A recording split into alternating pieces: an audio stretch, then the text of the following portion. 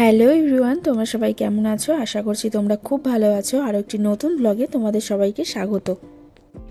দিল্লি ভ্রমণের এটা থার্ড দিন। তো সকাল সকাল স্নান করে আমরা রেডি হয়ে বেরিয়ে পড়েছিলাম। আমরা দেখতে যাব আজ যন্তর মন্তর আর অক্ষরধাম।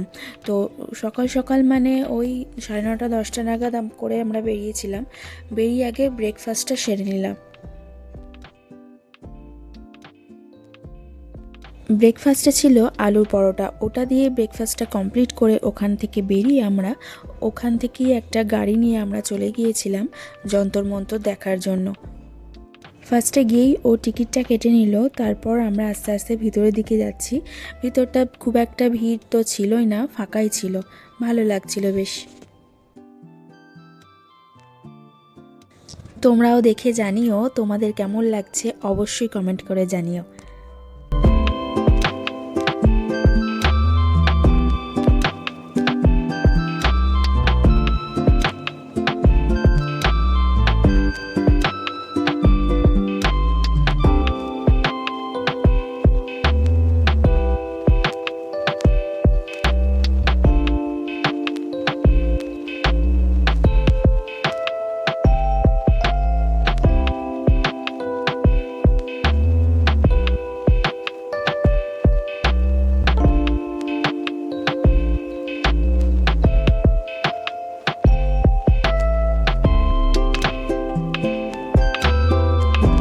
এবার ওখান থেকে বেরিয়ে আমাদের তো প্ল্যান ছিলই আগে থেকে যে আমরা অক্ষরধাম যাব। তো ওখান থেকে বেরিয়ে আমরা ওখান থেকে একটা গাড়ি নিয়ে আমরা চলে গিয়েছিলাম অক্ষরধামে।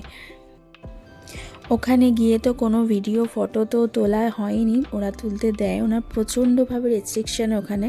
তো ওখানে আমাদের স্মার্ট ওয়াচ, ফোন, ব্যাগ সব কিছু জমা দিয়ে আমাদের ভিতরে ঢুকতে হয়েছিল। ভিতরে ঢুকে আবার জুতো খুলে তারপর মন্দিরের ওপরে প্রবেশ করতে হয়েছিল। ওই যে দূরে দেখা যাচ্ছে মন্দিরটা, বিশাল জায়গা নিয়ে তৈরি মন্দিরটা। তোমরা অবশ্যই একবার এসো দেখার জন্য, খুব ভালো লাগবে। মন্দিরে ঢোকার জন্য তো কোনো টিকিট প্রাইস লাগছে না, কিন্তু মন্দিরের ভিতরে যে লাইট শোটা হয় ইভিনিংয়ে, তো সেটা দেখার জন্য কিন্তু তোমাদের টিকিট কাটতে হবে। তো ওটাও কিন্তু দেখার মতো। মন্দিরের ভিতরে তো কোনো ইলেকট্রনিক্স জিনিস তো নিয়ে যাওয়া যাবেই না, শুধু পার্সটা তোমরা নিয়ে যাবে। মন্দিরের ভিতরে অনেক খাবারের জায়গা আছে, তোমরা ওখান থেকে খাবার কিনে খেতে পারো। আর ফটো তোলার ইচ্ছা হলে ফটোও তোমরা তুলতে পারো। ওখানে অনেকগুলো কাউন্টার আছে, বিভিন্ন জায়গায় বিভিন্ন রকম প্রাইস, তোমরা ওখান থেকে ফটোও তুলে নিতে পারো।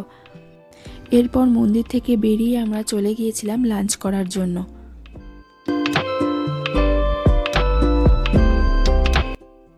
ওখান থেকে বেরিয়ে আমরা একেবারে হোটেলে চলে গিয়েছিলাম। রুমে গিয়ে আবার ব্যাগ প্যাকিংও করে রাখতে হবে, কারণ কাল সকালেই আমাদের বেরোতে হবে বৃন্দাবনের উদ্দেশ্যে।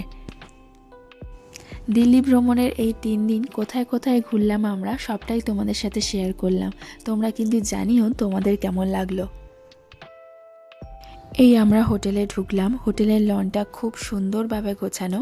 আমরা এখানে বসে কিছুক্ষণ গল্প করলাম, তারপর রুমে গিয়েছিলাম। দিল্লিতে এটা লাস্ট দিন আমাদের, তো কাল সকাল সকালই আবার বেরোতে হবে বৃন্দাবনের উদ্দেশ্যে। আজকের ব্লগটা এটুকুই থাকলো। যদি আমার ব্লগ তোমাদের ভালো লেগে থাকে তাহলে অবশ্যই চ্যানেলটা সাবস্ক্রাইব করে দিও। দেখা হচ্ছে আবার নেক্সট ব্লগে।